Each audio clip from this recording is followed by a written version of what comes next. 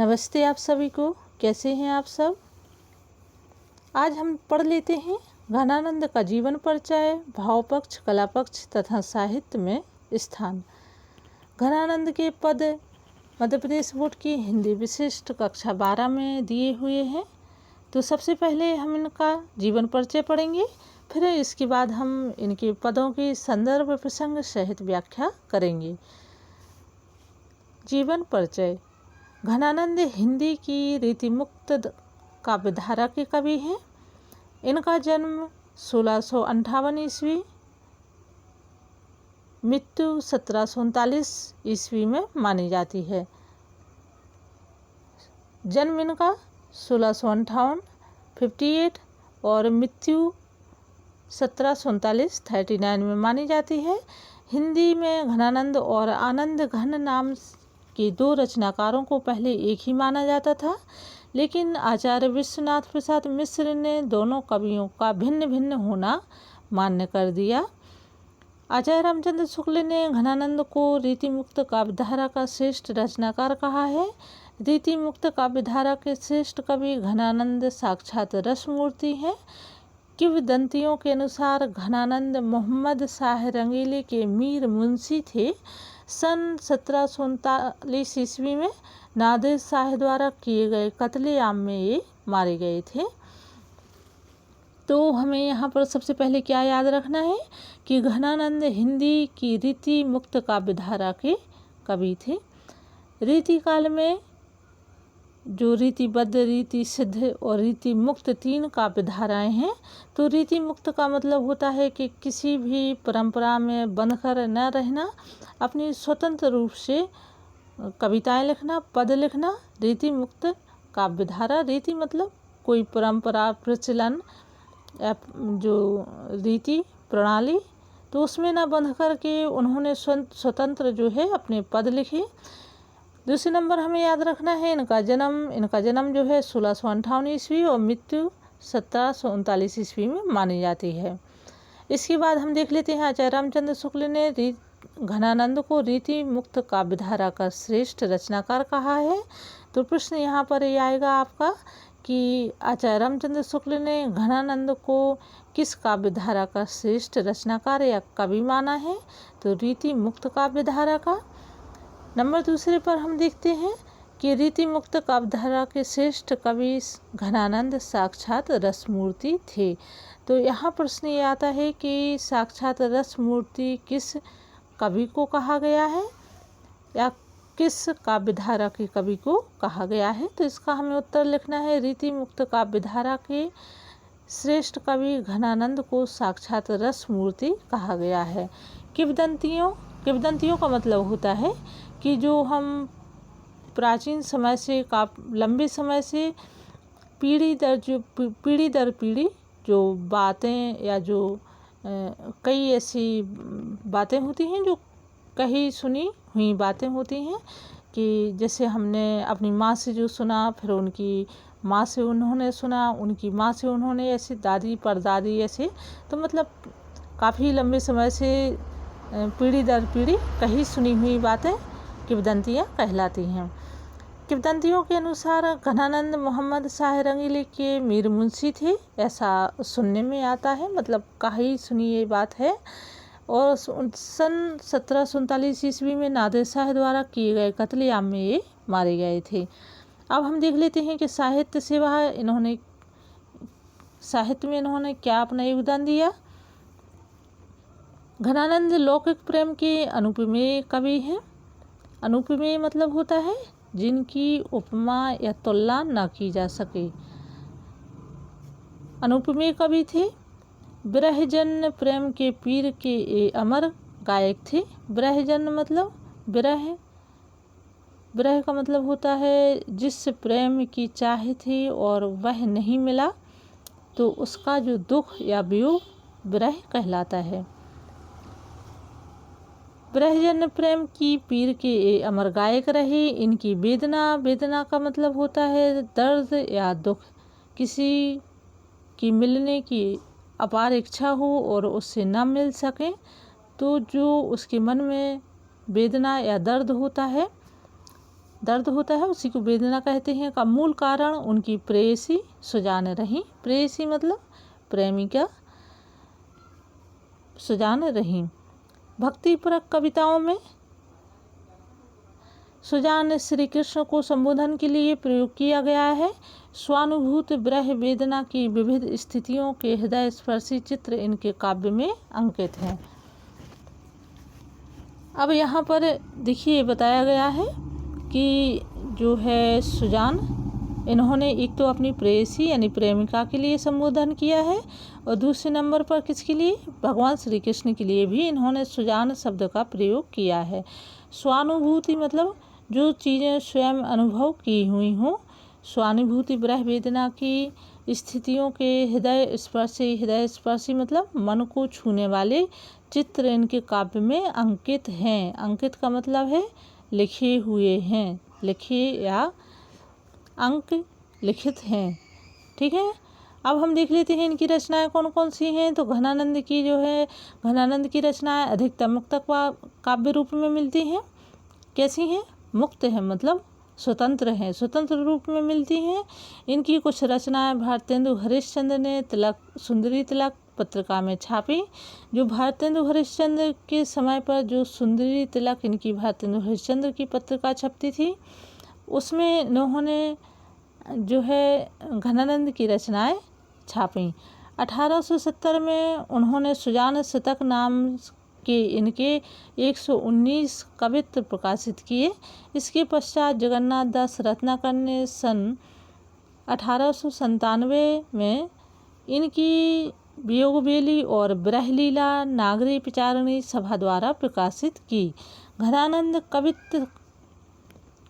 कवित्व संग्रह सुजान विनोद, सुजान हित, वियोगवेली, आनंद घंजू, इश्कलता, जमुना जल और वृंदावन सत आदि इनकी रचनाएं हैं। तो रचनाएं जो है हमें इनकी पूरी याद करनी है। ठीक है, नागरी विचारणी ये इनकी रचना नहीं है, एक जो पत्रिका थी हिंदी में, नागरी विचारणी सभा जो थी एक समिति सभा, और इसका कार्य था कि हिंदी में जितनी भी छुपी हुई जितनी ऐसी जो पत्रिकाएं हैं, जो लेखन सामग्री है और जो लिपियां वगैरह जो लिपी हुई लिखी हुई हैं, तो उन सभी का नागरी विचारणी का काम था कि उसको एकत्रित करके और हिंदी को समृद्ध बनाया।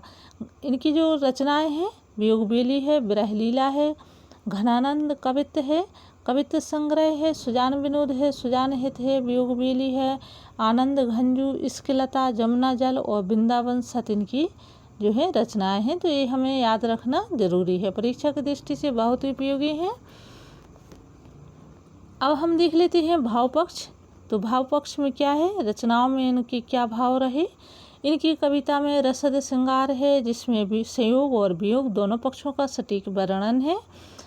उन्हें संयोग में भी वियोग दिखाई देता है। तो देखो इनकी जो रचनाओं में सबसे बड़ी विशेषता थी वो क्या थी कि कविता में रसद मतलब रसी है, श्रृंगार है। श्रृंगार के दो पक्ष होते हैं, दो भेद होते हैं। कौन से, नंबर 1 संयोग श्रृंगार, नंबर 2 वियोग श्रृंगार। संयोग श्रृंगार क्या होता है, जिसमें मिलन हो तो उसे संयोग कहते हैं, और जिसमें मिलन ना हो, विछड़न हो तो उसे वियोग श्रृंगार कहते हैं।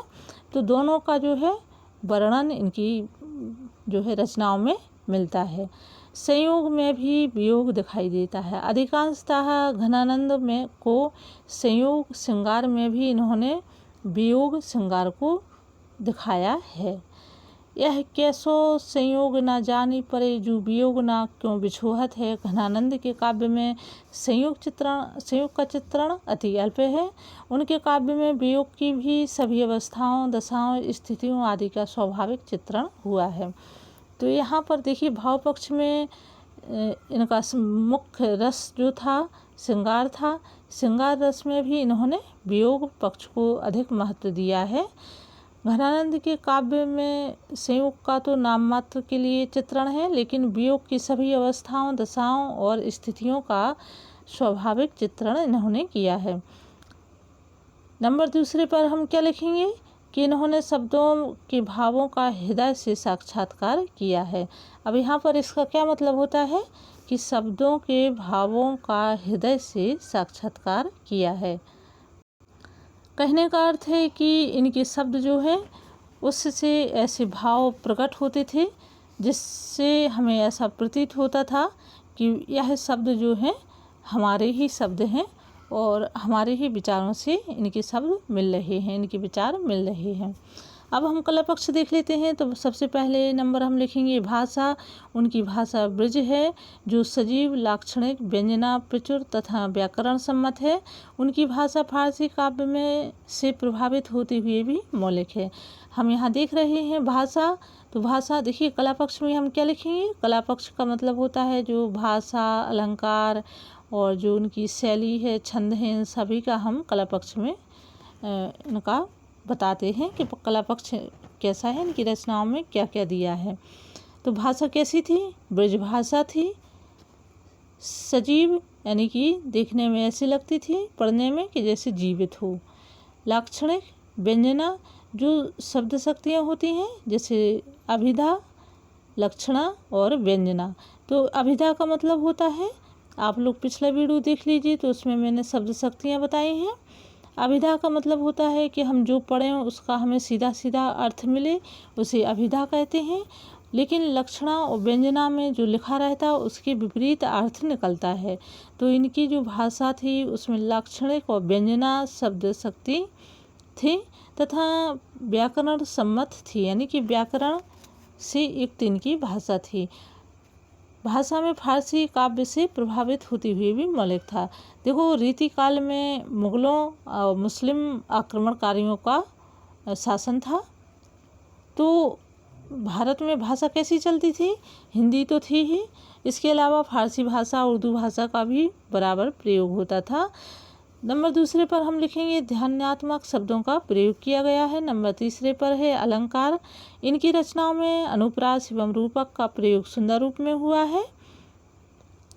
इस प्रकार भाषा, छंद, शैली, अलंकार और उसके अनुप्रयोग की दृष्टि से घनानंद की रचना अत्यंत सरस एवं प्रौढ़ है। तो कैसी हैं इनकी रचनाएं? सरस, सरस का मतलब होता है बड़े ही सहज और सरल, मतलब कोई इसमें कठिनाई नहीं है। प्रौढ़ का मतलब होता है पूर्ण रूप से विकसित, परिपक्वता आ जाना। जैसे अभी आप लोग 12th क्लास में पढ़ रही हो और जब तक आप लोग BA, BSc, MA, MSc कर लोगे तो फिर आप लोग जैसे 24-25 साल के हो जाओगे तो क्या हो जाओगे, परिपक्व, यानी कि मानसिक और शारीरिक रूप से पूर्ण रूप से विकसित होना। तो ऐसी भाषा जो है प्रौढ़, यानी कि सभी गुणों से युक्त भाषा को क्या कहेंगे, प्रौढ़ भाषा। ठीक है। अब साहित्य में स्थान देख लेते हैं। तो आचार्य रामचंद्र शुक्ल के अनुसार घनानंद रीति मुक्त काव्यधारा के श्रेष्ठ कवि हैं। घनानंद ने अपने पदों में सुजान का इतनी तन्मयता से उल्लेख किया है। तन्मयता का मतलब होता है, तन्मयता का अर्थ है मन लगाकर। तन्मयता से उल्लेख किया है कि उसका आध्यात्मिकरण हो गया है। सुजान का उनकी प्रेयसी होना ही अधिक उपयुक्त लगता है। सुजान को श्रृंगार पक्ष में नायिका और भक्ति पक्ष में कृष्ण मान लेना उचित है। तो यहाँ आचार्य रामचंद्र शुक्ल ने जो अपने विचार थे वह घनानंद के संबंध में बताए हैं और यह आप लोगों को याद रखना भी जरूरी है। ठीक है।